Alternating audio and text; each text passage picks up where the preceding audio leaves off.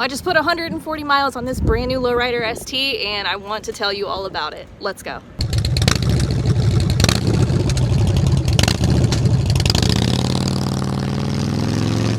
Starting out here at this beautiful beach that you can't see behind this really cool old, I think it's a railroad track.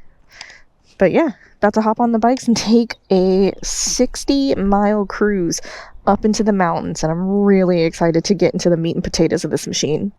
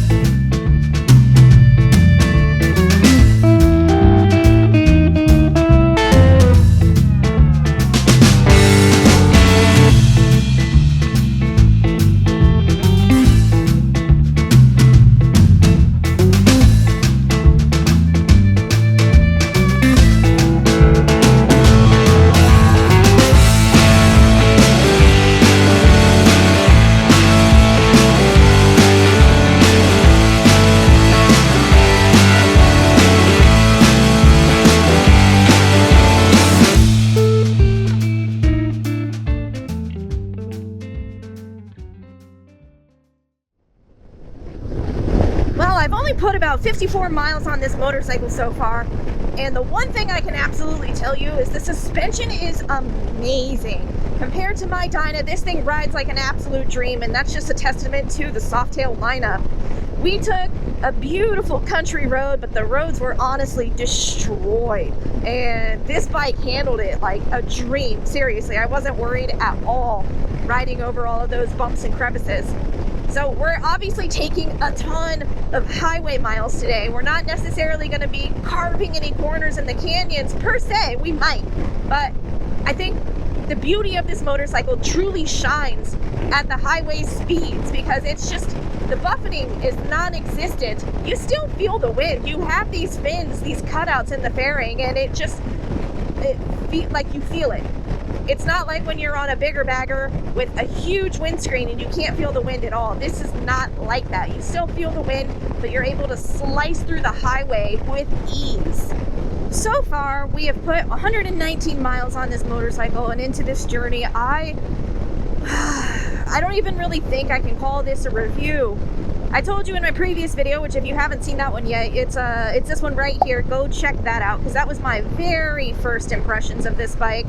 And now, finally, after putting some miles on this machine today, I just love it.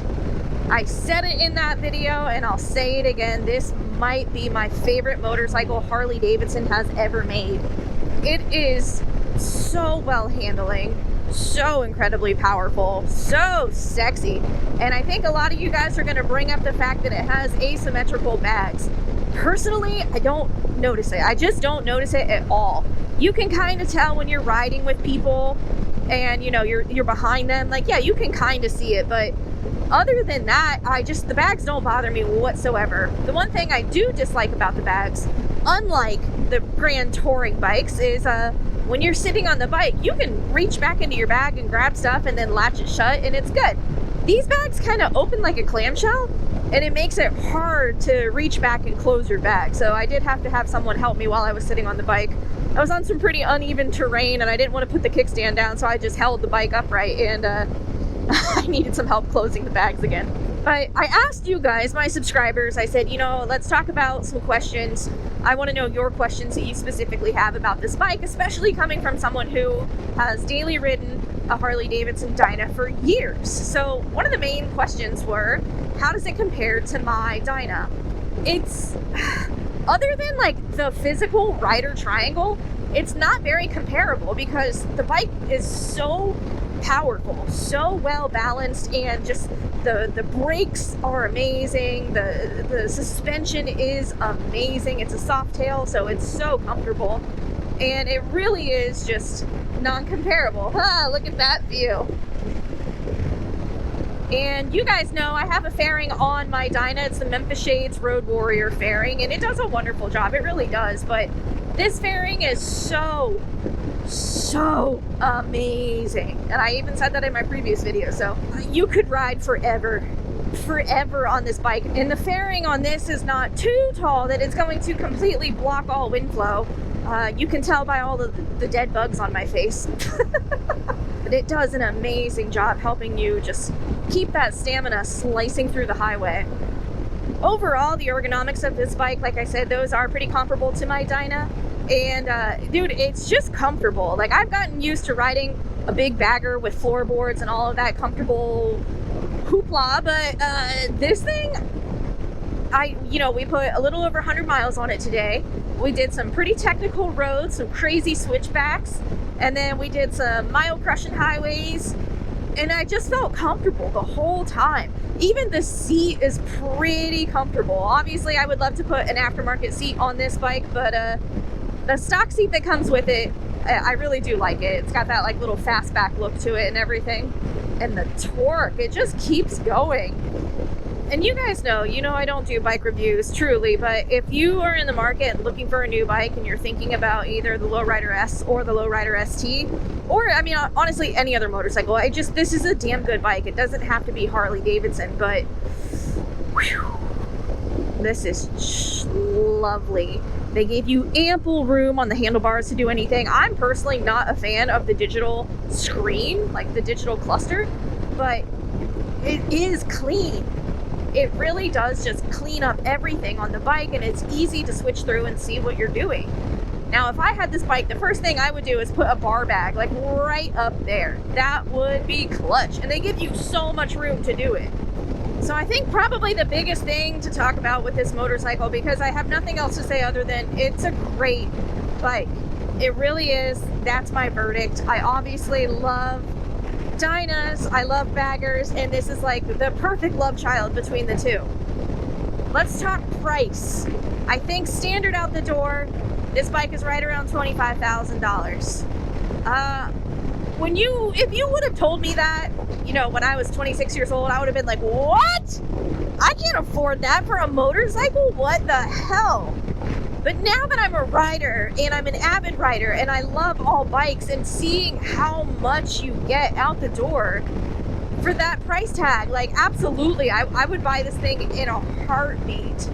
So truth be told, one of the reasons why this is such an intensive price tag is because this is the very first time ever Harley-Davidson has released a motorcycle with a 117 engine in it straight from factory.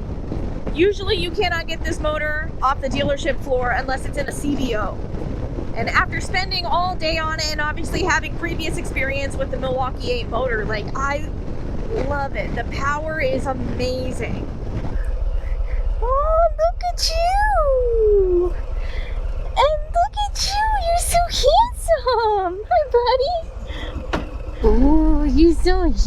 Hi, baby! Is this the ST version that you want? Yeah. Really cool. Yeah, it's awesome.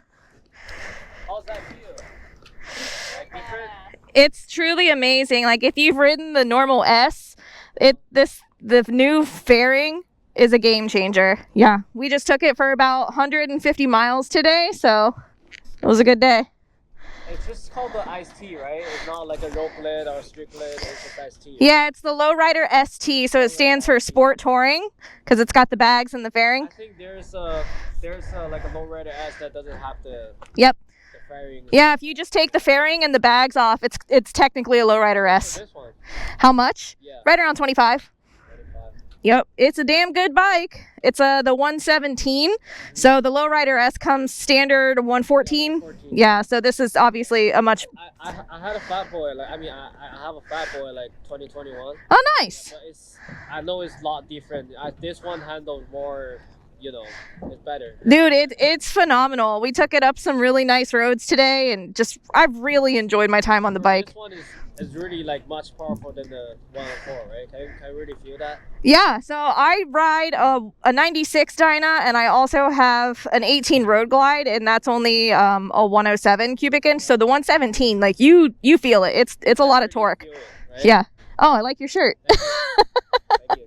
All right, man. It was nice to meet you guys. Have fun. Thank you. Well, and that was 100% unscripted.